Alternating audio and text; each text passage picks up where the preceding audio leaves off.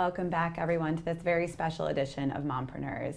As you know, we are here with Rachel Drody, and she has been through it all. And in our last segment, we talked a lot about the grieving process of a spouse, a business partner, a father. And, you know, I think my burning question is how, as a mompreneur who's doing all the things all the time and now grieving, Rachel, how do you take care of yourself, and at what point does that come into play? Self-care. I didn't leave the house for a while, I'm not gonna lie. Taking care of myself did not, the gym wasn't part of it, and that was part of my normal routine. I had put any of the healthy good things, you know, what I eat, working out, drinking water, like all of those things that I threw out the window. I wasn't leaving my house, I wasn't doing anything, and I was broken. It took my friends showing up and calling me and saying, get out of the house. Let's go at least have a drink. It doesn't have to be late. We don't have to go all night. Like, it was friends getting there and showing up. I had my employees showing up at my house, making sure there was group chats, making sure I'd eaten. Like, I was that far. I'm used to being the rock that everybody else leaned upon. And now I was broken. And now it was like feeding my kids was hard and trying to do all of the things. And it's hard because I'm the one who always says, I got it. I always got it. It's always me, got it.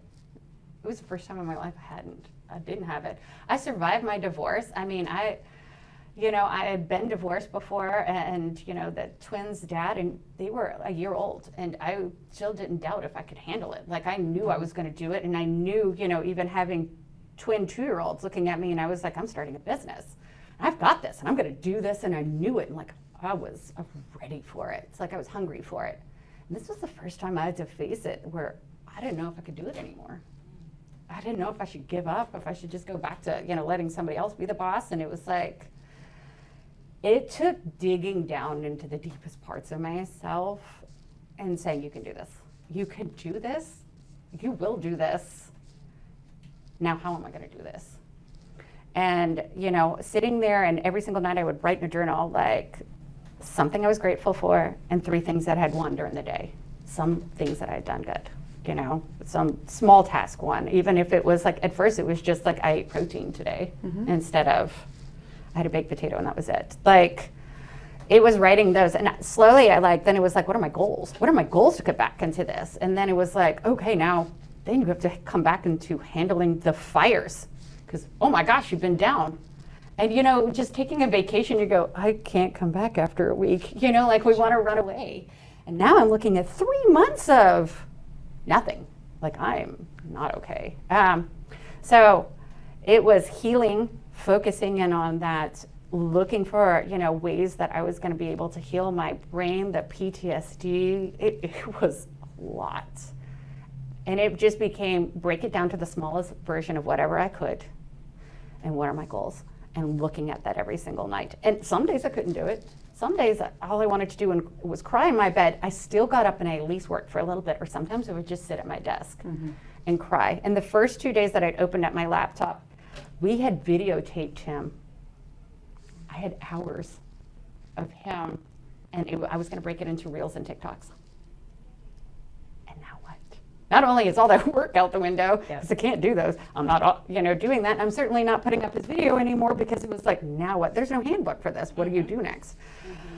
It was leaning into my teams next, my networking, my professional friends, and they showed up immediately. Immediately. You need a network. You need a network. You need a network. I can't say that any louder. You need people that get that is hard. You need people that understand this lifestyle, because it's not for everybody. I had male and female entrepreneurs that I had known show up at my house with food. I got this. Let me help you find a DD-214. Let's, you know, and it was just all these forms. And it took that. And then it took trying to manage my team on top of that and leaning into them. If it wouldn't have been for Tessa, you know, who's my director, we would have been dead in the water. But she had a playbook, and she was going by it, and she was grieving too at the same time. And so I had that. It was really leaning into my best friends, leaning into my networking friends. It was letting people in. And asking for support in a normal time is a challenge for high-performing women. Listen, ladies, I get you. Same here. We're high-performing women. We're doing all the things. We are the person. We are the rock for our families. It's hard for us to ask for support when everything's going great. But talk to me a little bit about how you were able to actually open your mouth, use your voice, and ask for support when you weren't. Because we don't like to admit that that's a part of who we are.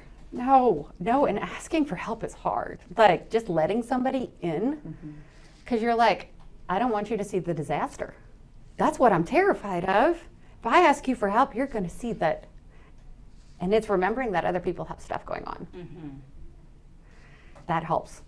You're one of the people that were like, you know what, I've got stuff going on too, and I'm still killing it. And it's hearing other people's stories. Other people are coming apart too. And being that relying person, I don't expect my networking partners or, my network and to be perfect. I expect that communication and that honesty and that drive that I'm going to get this right. And I'm going to keep going. And that was so hard to let people in on the mess.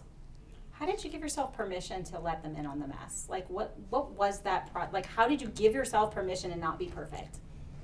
Oh, that's awesome. So one, my team had to step in and tell me, it's time for help. It's time for help. And I needed that. And they were just like, so I met with different people that not everybody had good ideas, let me just tell you. When you start asking for help. Sure. There was I had some professional. There was one coach who was very sweet and he was like, it's time to sell. And I'm like, no. I'm like, that fired me up. And I'm like, I'm going to prove you wrong. Because there's nothing else I want to do when I am down than to show you I'm going to get it. I'm going to do it.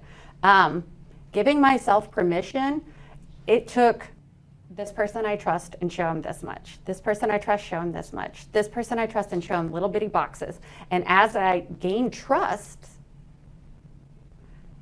because letting people in was hard. And that was the next ring, because I had been hurt so much. How do I let somebody in? And then I got to trust them. And you're licking wounds at the same time. So you don't feel like you've got your claws. You don't have your claws because you're reeling. And that was hard. And I did, believe me. I had people pull the wool over my eyes. They took advantage of me. That happened. I wish I could say, I had employees. I had, in every different direction. I got hit. It wasn't perfect. It was forgiving myself a lot. Like, it's okay that you missed this. I'm going to do better now. Because I think the first, they say 5 years, and I'm 6 years into business. They say 5 years, you should learn it all. No.